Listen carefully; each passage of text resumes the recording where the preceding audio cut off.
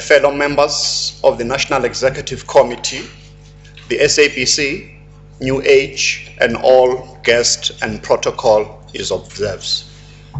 The upcoming National Policy Conference of the ANC is a very important event, not only for the ANC, but for all South Africans.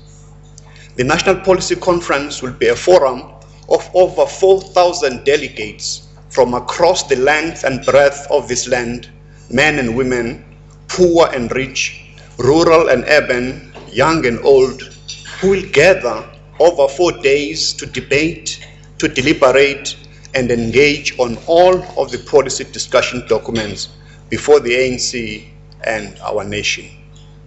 For the ANC, this policy conference is a step towards its 53rd National Conference in Mangaung from the 16th to the 20th of December. Like all national conferences, the Mangaung Conference will review and decide on policy, deliberate on organizational matters, and also elect the ANC leadership for the next 5 years. The Mangaung Conference will also be the culmination of the year-long centenary celebrations of the ANC and will be taking place 2 years before South Africa celebrates its second decade of freedom. A process for all South Africans. As we know, earlier this year, we released our 12 discussion documents for debate in ANC branches and structures and for public comment. We did this because we understand that the policy position of our organization impact directly on the lives of all South Africans. We therefore take this opportunity to thank different sectors of society, including the media, that have debated and expressed views on the documents of the ANC. We would also encourage all South Africans to read and engage with these documents if they have not as yet done so. We reflect also on the past and looking forward. The overriding policy of the ANC is its strategy and tactics, which encapsulates its vision for the country, its character as a movement, and its political program. This discussion on strategy and tactics is contained in the document, The Second Transition, Building a National Democratic Society. This document raises critical matters for debate, and I will merely summarize them here. Firstly, in reviewing the last 18 years since our political transition of 1994, we do acknowledge 3 monumental achievements, namely, the creation of a non-racial, democratic, and united political order, institutions and policy for this country, including our constitution. The foundations that have been laid in such areas as housing, water and sanitation, access to healthcare, social security and education, and the improvements in the economy, which after nearly 30 years of economic stagnation grew and created jobs until the global financial crisis in 2008. Despite these monumental achievements, we acknowledge as the ANC the triangle of poverty, unemployment, and inequality that constitute persistent fault lines that, unless decisively addressed, will reverse the gains we've made during the first 2 decades. In building a national democratic society, we draw from the ANC strategy and tactics of 2007 and reaffirm our firm commitment to a united, non-racial, non-sexist, democratic, and prosperous South Africa. The vision of such a country is described in this document as a national democratic society with the following features: a society founded on the best in human civilization in terms of political and human freedoms, socio-economic rights, value systems, and identity. It is a democracy with a social content based on the needs of the poor and the vulnerable at the top of the national agenda. A mixed, inclusive, and growing economy with an active role for the state in economic life, alongside an expanding and inclusive private, cooperative, and community sector. pursuit of full employment and decisively tackling youth unemployment, and the quest for consistent equality, social justice, and a caring society. Strong partnership with the trade union movement and other social partners, and of course, the promotion of regional integration, the African Renaissance, and international solidarity. In order to achieve such a society, we need to ensure the building consensus around a vision and a national development plan for South Africa for the next 2 decades, using the National Planning Commission's diagnostic report and this draft plan as a basis for further discussion. And also asking ourselves the question, how do we ensure that South Africa in 2030 is a qualitatively different country than what we have today?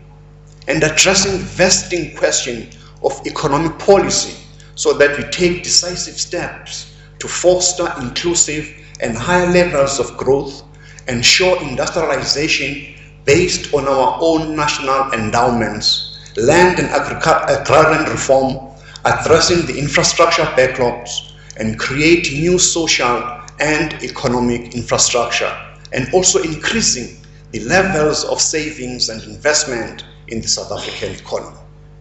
In articulating the role of the state in economic development and achieving the goals of the second transition, we propose leveraging state-owned enterprises, development finance institutions and entities as catalysts in the achievements of the goals of the second transition.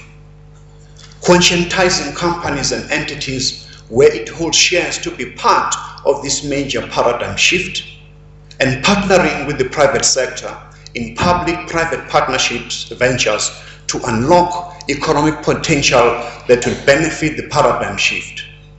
We will be seized with many issues which dominate the current economic debates, such as the land issue as a very important asset through which most economic activities are mitigated.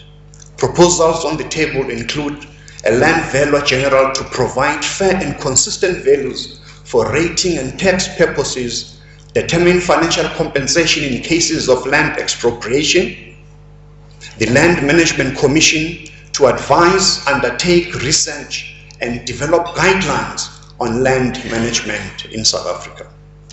The mineral sector, whose importance in South African economy cannot be underestimated. Some of the proposals on the table include the resources rent tax on return on investments, service delivery as a parameter of our success going into the future. The national health insurance, which will ensure a healthy nation to achieve the goals of this paradigm shift, as well as progress on the discussion of all these issues, should be towards the central objectives of creating decent jobs and ensuring that we move towards full employment by 2030. The importance of the emancipation of women is highlighted in the gender discussion document. The intention is to re-examine the progress made by the ANC towards its commitment to a non-sexist society within the organization and our stated transformation agenda, as well as influencing gender-based practices in our continent. Among the priorities is the speedy publication of the Gender Equality Bill, which advocates a 50-50 parity in the public and private sector. These are some of the proposals for youth development to improve education and schools to prepare our young people for the world of work, in particular in grade 12 skills development programs, the internships and apprentice programs. Behavioral change and life skills components that are aimed at increasing awareness in relation to substance abuse and pregnancy, as well as HIV and AIDS. Job seekers grant that must be linked to compulsory skills programs. In conclusion, since their release this year, all these policy discussion documents are discussion papers. No policy position has been taken this way or the other. There will be contesting views and opinions only the power of persuasion will carry the day. There will be no holy cows in the presentation of these views. After the policy conference, there will be further opportunities for ANC structures and the public to comment on the draft resolutions before they finally are presented at Mangaung in December for final adoption. The power to adopt or modify the draft resolutions will lie with the delegates of the 53rd National Conference in Mangaung. And until they've done so, all existing policies of the ANC remain in place. I thank you.